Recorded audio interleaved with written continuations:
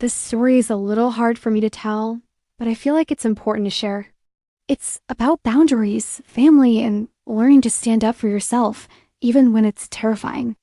It all started a few years after my mom remarried. My stepdad, let's call him Mark, moved in, and our family dynamic completely changed. At first, things were okay. He tried to be friendly, bought me gifts, and took us on family outings. I appreciated the effort, I really did. But there was always this underlying tension, something I couldn't quite put my finger on. I was about 15 at the time, and like any teenager, my bedroom was my sanctuary. It was the one place in the house that was truly mine. I had posters on the walls, my books were stacked just so, and it was where I could just be myself, away from the pressures of school and family life. Privacy was a big deal to me. It wasn't about hiding anything. It was about having a space to decompress, to think, to exist without being watched. My mom always understood that. She'd always knock. A simple tap on the door was our family's code for, "Can I come in?" It was a sign of respect. Mark didn't seem to get that. The first time it happened, I brushed it off. I was sitting at my desk, headphones on, deep into my homework. The door just swung open. I jumped, my heart pounding in my chest. It was Mark, holding a plate of cookies. He just smiled and said, "Thought you might want a snack." I was so startled I just mumbled thanks and he left. I told myself he probably just forgot, or maybe he thought I couldn't hear him knock because of my music. I let it go. But then it happened again. A few days later, I was changing after school.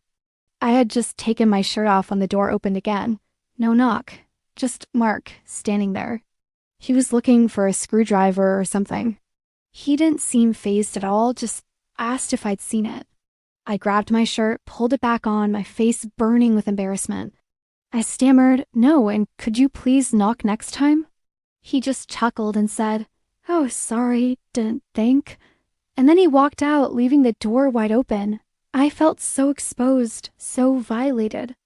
It wasn't just about privacy anymore. It was about feeling safe in my own room. I decided I needed to talk to my mom about it.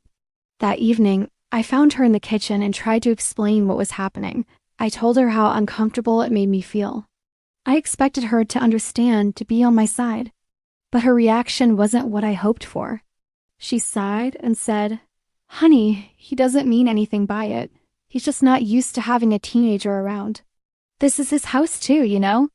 Don't be so sensitive." Her words felt like a punch to the gut. Not sensitive? I was just asking for a basic level of respect. It felt like my feelings were being dismissed, like they didn't matter. Feeling defeated, I decided to take matters into my own hands. I started putting a chair under my doorknob when I was in my room. It wasn't a perfect solution, but it made me feel a little more secure. For a while, it worked. I'd hear him try the handle, find it blocked, and then he'd either call out or just walk away. It was a small victory, but it was mine. I thought maybe he'd finally gotten the message. The real confrontation, the one I've been dreading, happened about a month later. I was on a video call with my best friend, laughing about something stupid, when my door was pushed open so hard that the chair I propped up slid across the floor with a loud scrape. Mark stood in the doorway, his face red with anger. "What is this?" he boomed, pointing at the chair. "Why are you barricading your door? What are you hiding in here?" My friend on the screen went silent. I was frozen, my throat tight. All the frustration and fear that had been building up for weeks just boiled over. I finally found my voice. "I'm not hiding anything," I shouted, my voice shaking. "I'm doing this because you won't knock. I've asked you, I've asked Mom, and nobody listens. This is my room, and I deserve privacy." The sudden outburst seemed to shock him into silence. He just stared at me. My mom must have heard the shouting because she came running down the hall. "What's going on?" "Why is everyone yelling?" she asked, looking back and forth between us. Before Mark could say anything, I turned to her, tears streaming down my face. "He walked in on me again, Mom, without knocking. I told you it makes me uncomfortable. I told you I feel unsafe. Why won't you listen to me?" Seeing me so distraught, something finally clicked for my mom. The defensiveness in her eyes softened. She looked at Mark, then back at me, and I could see the understanding dawning on her face. She walked over, put her arm around me, and said softly, "You're right. I'm sorry." "We should have listened." She then turned to Mark, her expression firm. "Mark, she's right. This is her space. From now on, you knock, every single time. No exceptions. We need to respect her boundaries." Mark looked taken aback, maybe even a little ashamed. He mumbled an apology and quietly backed out of the room. It was the first time I felt like my mom was truly in my corner on this issue. That night, she and I had a long talk.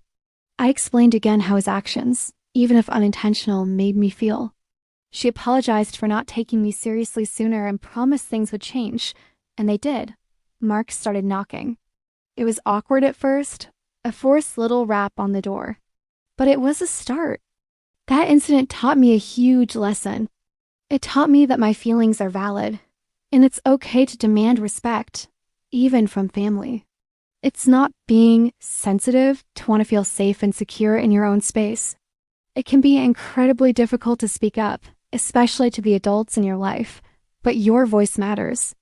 If you're going through something similar, please know that you are not overreacting. Talk to a trusted adult, a friend, a school counselor. Setting boundaries is not selfish. It's a necessary part of taking care of yourself. It was a tough road, but finding my voice and standing up for myself changed everything. Thank you so much for listening to my story. If you've ever had to fight for your own boundaries, I see you. Don't forget to like and subscribe for more stories. Stay strong.